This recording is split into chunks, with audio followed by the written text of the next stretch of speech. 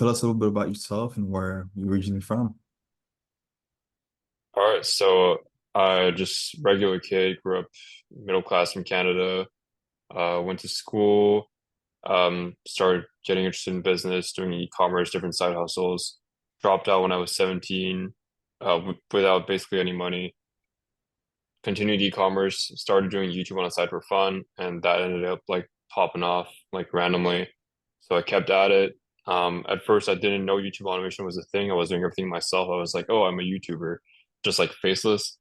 But then I learned about automation, so I hired my first editor and my first writer, and it slowly went up, and now almost over 2 years now later, you have over 40 people on the team, like managers, so it's like an actual kind of corporate structure at this point where like I'm at the top and I have these people under me. So yeah, we're running multiple channels now, doing very well financially. So I guess that's kind of the main story there. And so you basically got started like 17 years old or 16 years old. Well, with business in general, but I would say YouTube itself, I think posted my first video like when I was, I mean, I did it myself like when I was a kid, just random stuff like playing FIFA, but actual like YouTube automation or like that channel that blew up, I think I started when I was, it wasn't, it was January 2021, I think. And did you drop out of high school because you knew that you're gonna actually be successful with some sort of business model, and you just like say, okay, I'm Yeah, gonna pursue that full time? yeah, I knew it. I knew it. There was And no doubt for me. because me myself, I actually did Shopify. I think a lot of people that does YouTube automation, they've tried all the other business model. They're like, all right, let me do Yeah. the next one, and then this one work for them. What Yeah. was different about this business model compared to Shopify, Amazon FBA, and all those other social media marketing agency that is out there? Yeah, so with Shopify, at least Shopify was the only one really out of the others that I had a certain level of success with. I had a product that I scaled to like I think 25K in 1 month, one summer, but the margins were like really bad, one. And number two, I mean the product quality was bad, so I had to deal with all the refunds and such a hassle, right? Like Mhm. customers getting angry, emailing you. And it was super inconsistent. Like you would scale the ads, it would go to 25K in 1 month, and the next month you would go down like 7K and then like nothing basically.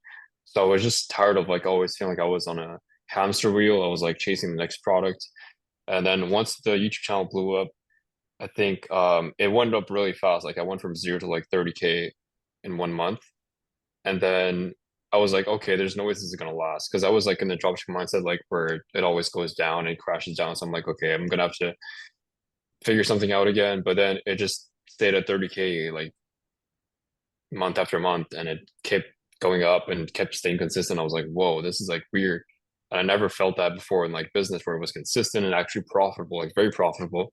Yeah. So that was the main thing that made me, attracted to YouTube. And then it just, never went down. It always kept going up consistently for 2 years. So, I thought, why not keep going?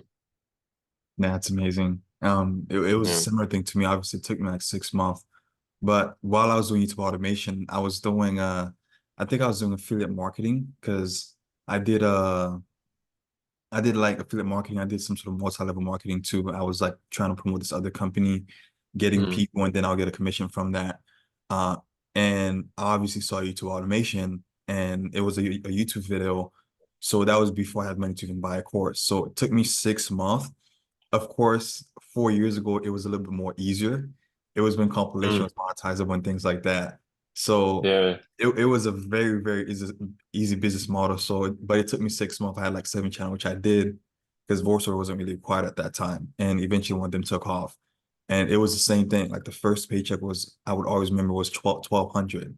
And then Uh-huh. because I did Shopify, and the most I ever made with Shopify was maybe around 500. But then I spent like $700 on ads.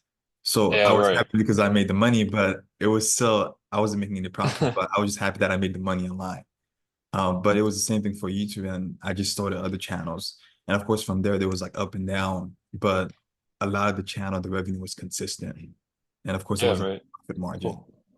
And Yeah. what for me, I have a certain key that contribute to what made me become successful? Because a lot of time I see a lot of people, they try YouTube automation, but they don't succeed.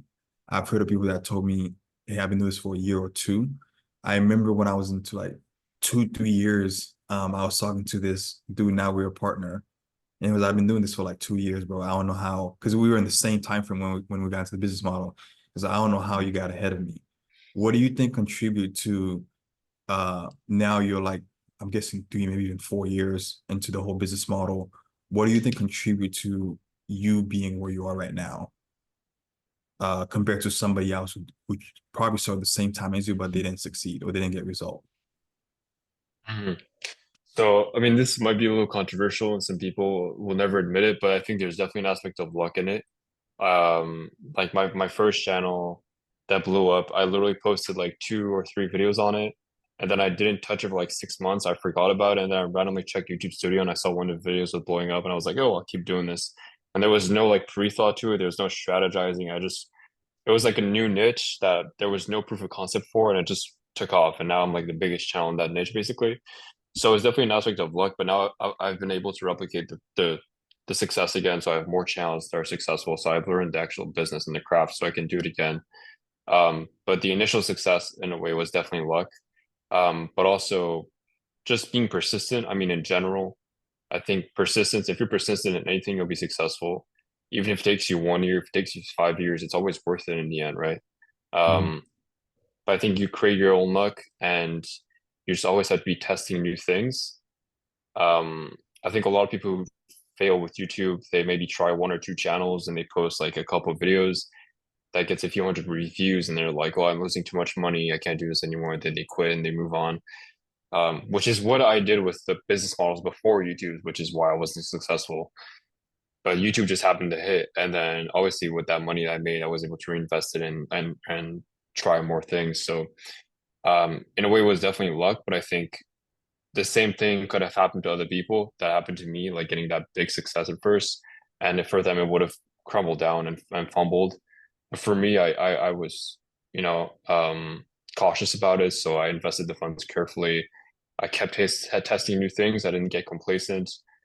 Um, so I think the biggest one is really just staying persistent and always testing new things and understanding that you're not a lot of the time we're smarter than we think we are, and we think we can come up with all these genius ideas and these genius topics and thumbnail styles are like revolutionary, but a lot of the time just comes down to like basically copying competitors, tweaking little things, testing different things and just seeing what works, right? Just throw it out there to the market and see what works.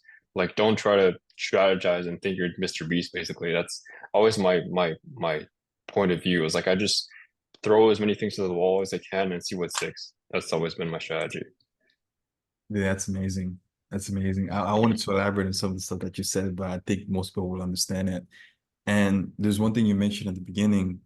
Obviously, anybody who's starting a new business model, um, it's basically, it seemed overwhelming complicated. Like compared to a beginner that is starting today or this week, if they speak to you, they're like, oh my gosh, it's complicated. I have to hire the team. I got on Upwork and then this team Uh, didn't work. They didn't deliver the video yet and I paid them and all those different type of things. And of course, as uh, someone's been doing it for a year, then you kind of understand the whole thing about, okay, why did you pay them before? Why did you pay them on Upwork? Or why did you agree to pay them outside of the website? Why did you ask for a sample? All this different type of thing. Um, Obviously the beginning you mentioned luck, and I do believe a lot of people they had that factor. For example, me, I had 7 channel and a couple of them got demonetized, deleted, and one of yeah. them happened to succeed. And I was like, shoot. And there was a lot of those channels that got deleted, demonetized, or never got monetized, or never got the views. I was like, I had really high hope on those channel too. In fact, the channel that got the most of success was the one that was least expected. It was like a hair Yeah. channel for natural hair. But Really? Okay. Nice. and it was there was no other channel on that niche too. So it was kind of like something I just thought of. I'm like, I know um there's a lot of women that have natural hair. They like to style their hair. And I'm like, I don't see any faces channel on that niche. And there was a lot of Hmm. girls, beauty influencers that were doing this type of things. So I don't know. I'm probably sure I was around a girl when I came up with that idea, and I just tested out. It was a little bit of creativity, and of course, now a lot that tell people and that I do a lot to automate my channel fully to train my manager is just to see what's working for the competitor a lot of the time and Yeah. just replicating the same thing, except Mm-hmm. doing it, not copying, but replicating it, doing it at another level.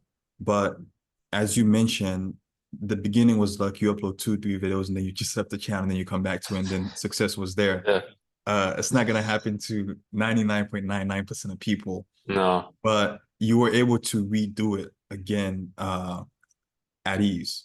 You were able to build the Yeah. channel. So what changed? Was it the knowledge that you've learned? Was it you noticed that certain content perform better, certain things does better? What changed when you created those other channel? Or did you Um, like spend 6 months again? You created them since 6 months and then you upload two no, videos and you start. no, that's not my strategy anymore. That was just like an accident. Um, I think, but I just want to touch back on the topic of that we just talked about how like it's kind of just about testing as many things as possible. A lot of Mhm. I see a lot of like these Twitter, YouTube strategists who try to break down every single thumbnail and video and mention like, oh, why was this successful? And they mention all these bullet points of like, oh, is this.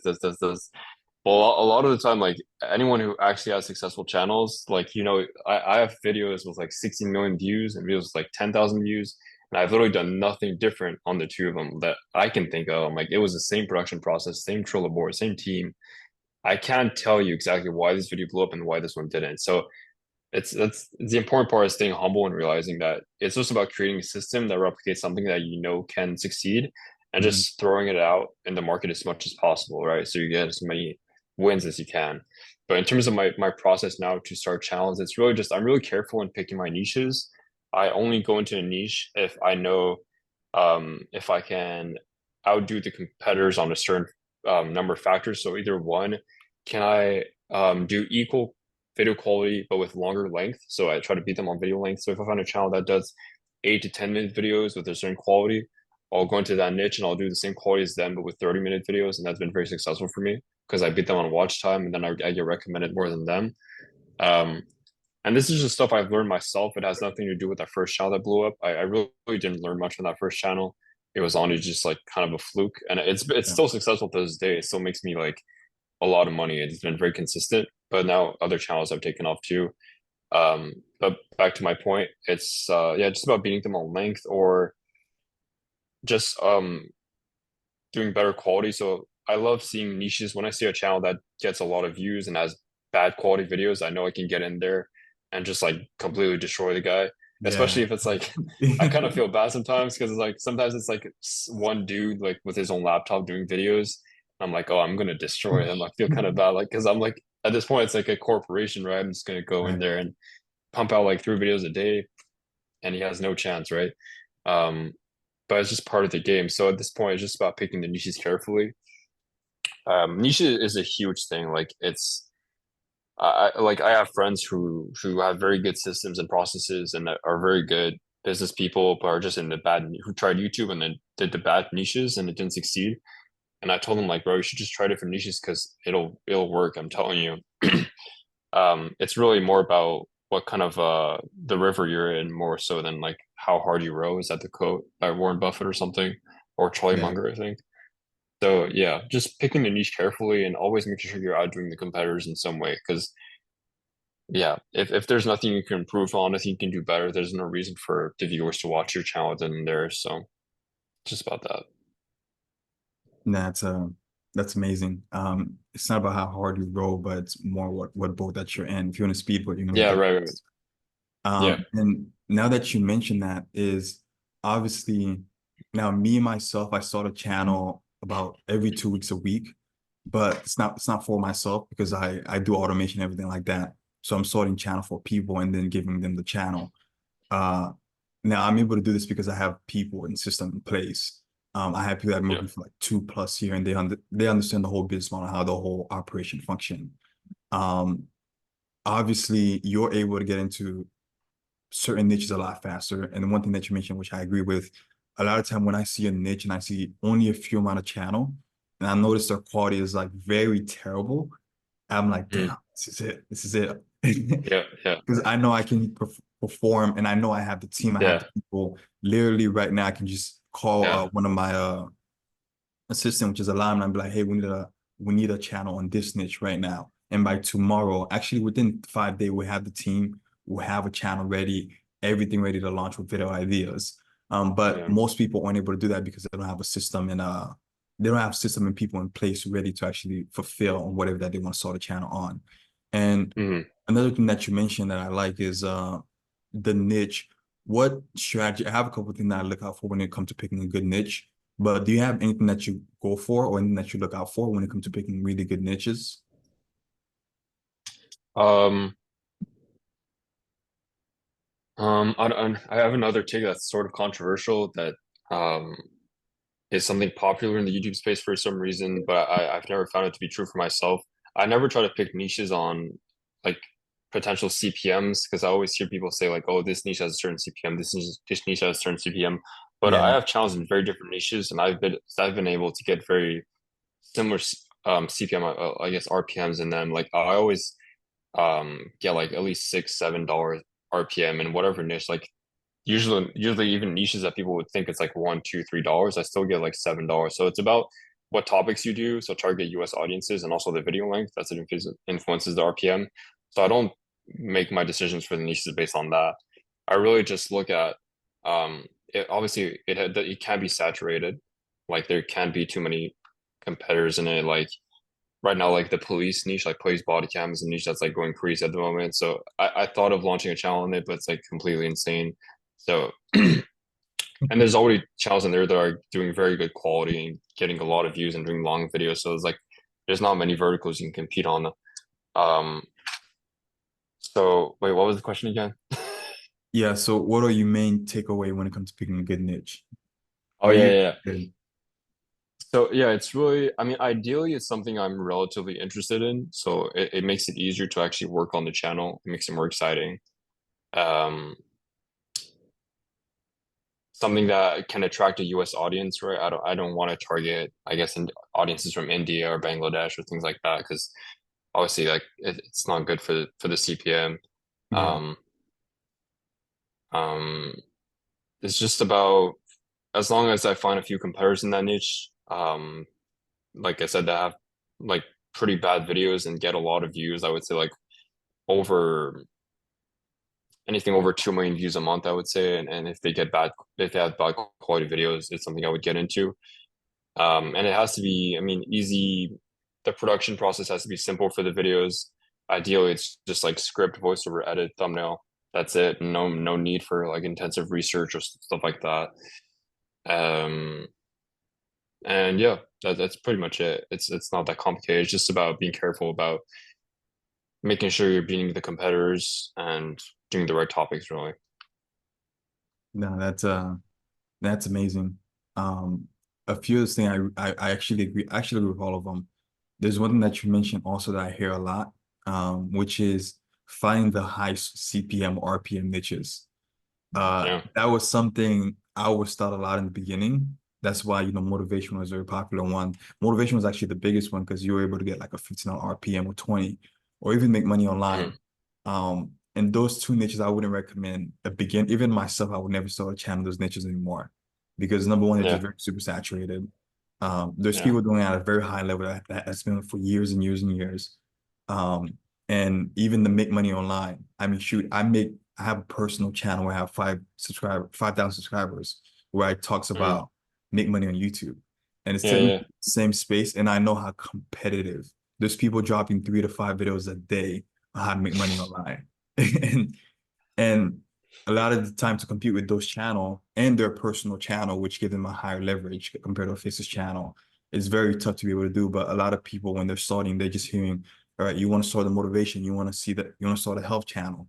All these are high CPM, you want to get into those channels, especially sport is obviously a depend because I've seen people that have done really well in sport, but certain sport have super low RPM but a certain sport actually have a higher RPM. Even these, I guess it depends on the Hmm. sport, are saturated. There's a few I see right now that are okay, like growing sport like Formula One. It's pretty decent to get into. But compared to like basketball, football, soccer, these are just niches that as a beginner, I've seen certain beginner right now that still get traction, but as you said, is that beginner luck.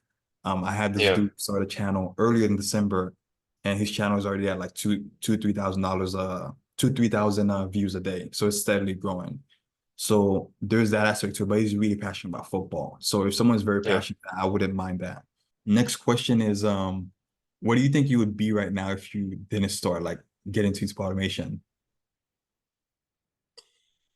Mm. Um, I ask myself that question sometimes. I mean, I'm confident myself enough that I think I would still be successful at this point because it has been a while since I dropped out and started this whole business journey.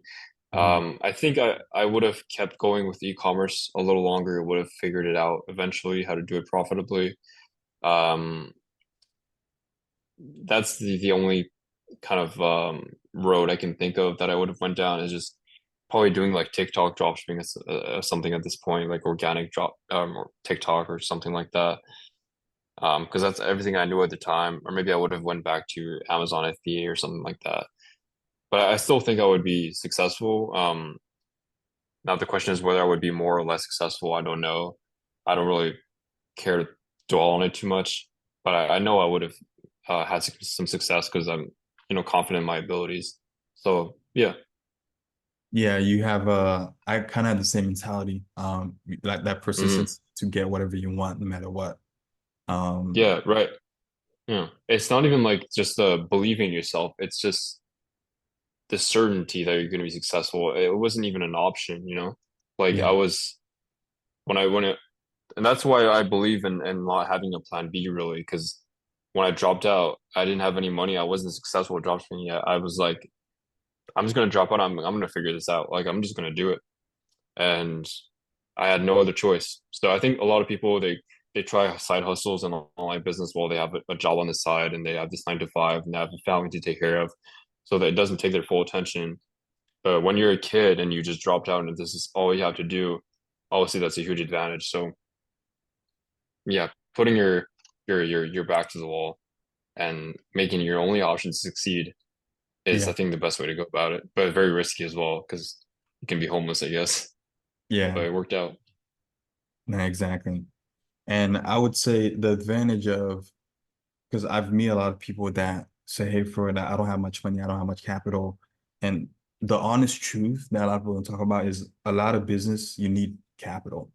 At Mm, least to make it easier on you, especially like Shopify and stuff yeah. like that. Unless you have a huge organic following that's already interested in your product, then you need capital to advertise. You need capital.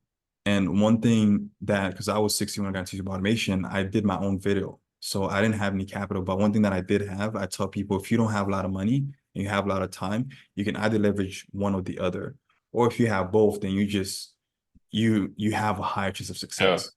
But I had a lot of time when I started at a very young age, but I had no money because I was like 16. So Mm, one thing that I personally that I got resourceful, I learned how to edit, I learned how to create the scripts and all that type of stuff. And that's how now I'm able to edit a lot of my videos. Now I'm able to critique my editor because I know what good editing look like. Now I'm not the best yeah. editor, but I've taken courses. I watched a YouTube video just to learn that because I was gonna make it no matter what. And even to this day, I talk to people, and I tell them back then I didn't have ChatGPT. I didn't have like Right. tools that Exactly. generate the video for me. I Yeah. didn't have 11 labs to do the voiceover for me. So it's like it become a It was little different. easier if you have time, even to make the content yourself. Like if you someone that is Yeah. completely broke. Now, I personally don't appreciate making the content themselves, and I believe in being resourceful because now 11 lab is like $10 depending on the amount. But if you're gonna upload at least 15 videos a month at 10 minute, you can actually afford the $10 per month. Now I could ask my parent for that $10. They would have been okay with that. And even I won't even talk about the tools and software that actually generate the video for you. Of course, some of them are crap, but you can actually edit them into like 11 lap, not 11 Hmm. lap, but CapCut or even Final Cut Pro, just doing the final touches to them. So there's just so many ways to be creative right now because a lot of things are coming out. ChatGPT, I don't even pay for the paid version of it, and I still use it to this day. Hmm. So being a little bit more creative, I still believe it's easier to get into the business model, but obviously there's more competition. There's just smart, but it's becoming Oh easier for yeah. people that are less resourceful. But at the Mhm. same time, they're all saying people are getting more and more lazier too. So Yeah, exactly. yeah, maybe that plays a part of it. But um, you don't have to give us any specific. It's up to you. What's the highest you ever made in a month with YouTube automation? Yeah, I don't want to give any specific numbers, but it's six figures. That's amazing. And last question I would ask you, what advice do you have for like any beginner or someone who's looking to start a side hustle or business or an investment to get into that are on the fence about YouTube automation? What advice would you give them in general? Hmm. I would say, I mean, if you're gonna do it, don't half-ass it. I would say go all in. Um, you just have to be kind of when you're starting out, I see a lot of people they make these really like half-ass videos that they can't even watch themselves, and it's like you don't have to make documentary quality videos, but they pay like some guys on Fiverr like $20 to make like these couch cow videos, and it's like they're horrible, right? And they're like, oh, this is like automation, but it's like in some way YouTube automation is sort of a misleading term because even to this day, technically I do YouTube automation, but I'm still very involved in it. I do the topics, thumbnail ideation, I still work on it. It's not fully automated. So I say don't go into it expecting it to become this passive income automated business because Mhm. it's very hard. You can get a good income doing that. Like you can probably get 5-10K a month and just chill out and do it. But if you want to get to the big numbers, like to the high five figures or six figures a month, you're gonna have to be involved in it. So I would say just get obsessed with it. You have to learn the business. Um, learn it, YouTube automation is just YouTube. So just watch like Mr. Beast interviews, Dream interviews, like these big YouTubers, learn like what makes a channel successful and just apply it to the YouTube automation business. And I would say start by doing everything yourself, even if you have the money to, um, because you learn how to do it. You learn, what's a good edit, what's a bad edit. You learn how long it takes you to do it, so you know how much to pay for it. You know how to train people to do it. You know how to build training guides and record different training videos for your team. Like it's so much easier to do it when you know. I only know a handful of people who are successful with YouTube automation who have started by actually outsourcing the work right away. Most of the people I know actually started doing everything themselves. Um, so I think definitely start by doing at least most of the work yourself. You don't have to do the voiceover maybe, but I think script and editing and thumbnails is something you must learn how to do. So I would say just stay persistent, keep at it for at least 6 months before you quit or pivot or do anything, and just stay persistent and test different things. Appreciate it, Lloyd. Thank you very much. All good, man. Thank you. This was fun. Nah, exactly.